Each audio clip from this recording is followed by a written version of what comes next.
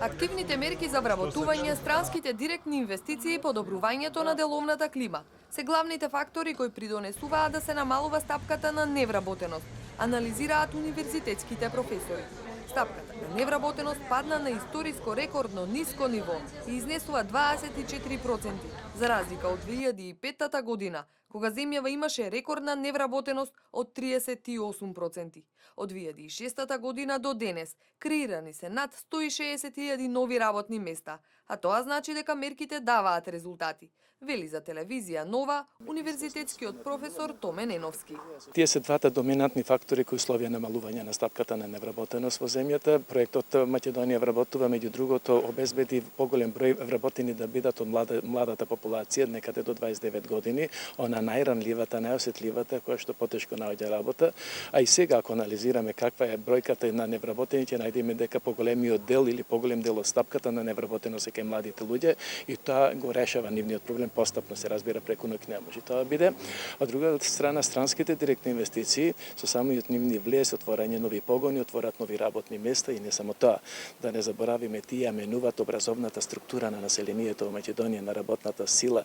Се повеќе се барат технолози од различен вид, финансиски менеджери, информатичари, а од луѓе со средно образование се барат кадри кои што на пазарот и ги нема. Креирањето нови работни места има благопријатно влијание врз подобрувањето на животниот стандард на граѓаните, а тоа значи подобрување на вкупната социјално-економска слика во земјава. Со продолжувањето на ваквите мерки и политики во иднина, тоа ќе значи и дополнително намалување на невработеноста.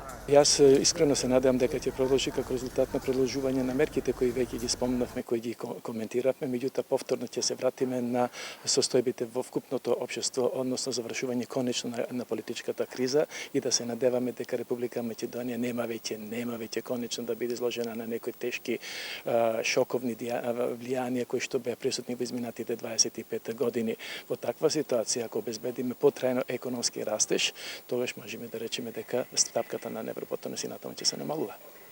Освен намалувањето на невработеноста на 24%, статистика вчера излезе и со податоци за раст на бруто домашниот производ во второто тромесечие од 2,2%. Ако се земе предвид политичката криза, која ја зголеми неизвестноста кај стопанствениците, може да се констатира дека сме задоволни со овој раст на економијата, вели Неновски. Експертите прогнозираат дека во иднина македонската економија ќе продолжи да расте, пред се како резултат на растот во градежниот сектор.